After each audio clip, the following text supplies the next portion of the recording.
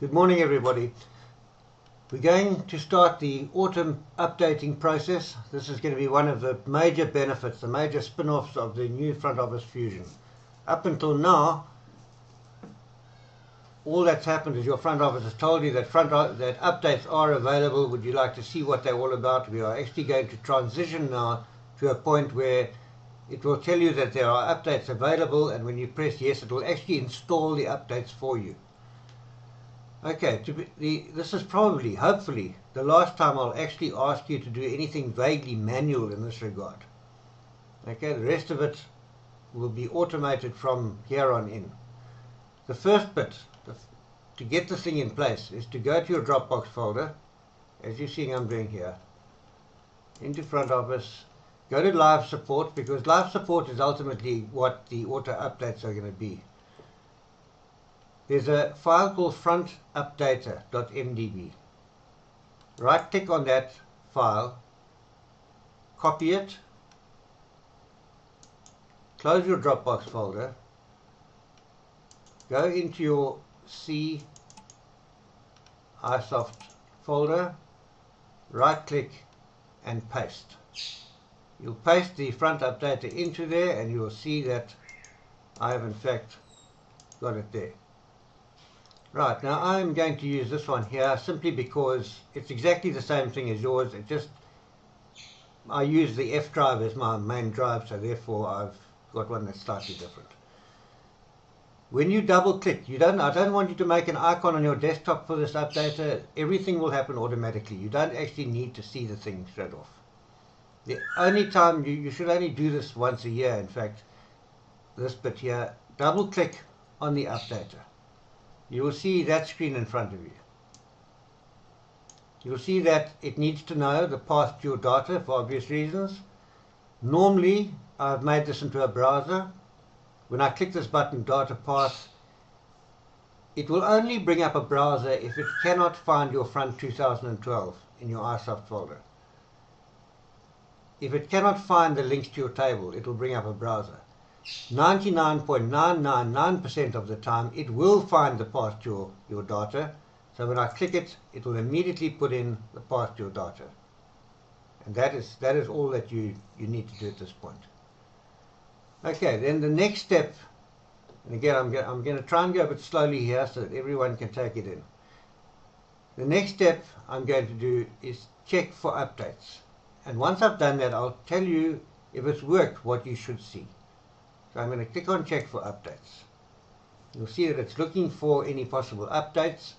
It's found one. What front office is going to do now is going to keep a log file of all the updates that have come through and which ones of them have been completed.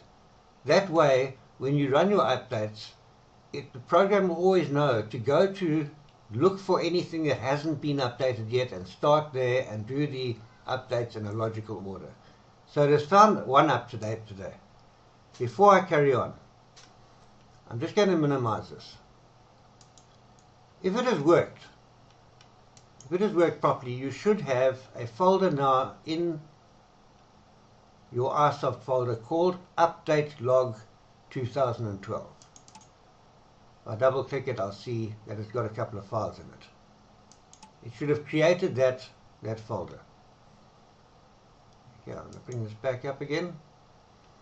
And the next thing I would like you to do is to actually run the update. Run the update, and what it will do is it will install this update and it will mark off that it has been completed. So I'm going to run the update. You'll see there it's running. Everything will be automatic. It is finished. It's updated what it needs to update, and that's all you need to do today. And of course the important thing for us is if that process breaks down at any point, we need to know what has happened on your machine that is perhaps different from other people's, or where it is broken down, so that we can make sure everybody's the same. Okay, right, I'm going to just pause there. I'm going to now go and show you what is going to happen in the future. You've run that one now. I will show you what will happen in the future. Right, folks, I'm now going to do what will happen in the future.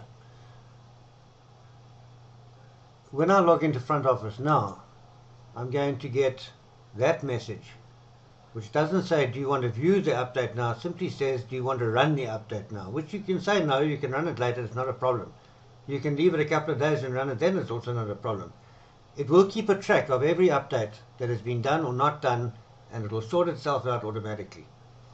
Okay, I'm going to say yes, and we'll see what happens now. If I say yes, it is automatically going to bring me up. I can maximize this if I want to. It's going to bring me up the screen, which is basically my updater. Every single time, normally you will have a whole list of things here that have been completed or not completed. You're going to check for any new updates. You'll see a new update is available. You simply click on run that update. It will do. You don't have to do it like you used to in the past. It will just do it for you. It will tick that it's been done, and you can close it. Okay, then you can go back into your front office, run your front office again, and it will all be updated. So basically, every single time you see that there's an update available, you can run it. It will bring up that updater. You can tell it to check for updates and then run the updates. It's really that simple, folks. Hope that makes a huge difference. We'll take it from there. Important thing, I think, is just to test that everything is running fine and you're not getting any snags, because we need to iron those out if there are any. Okay.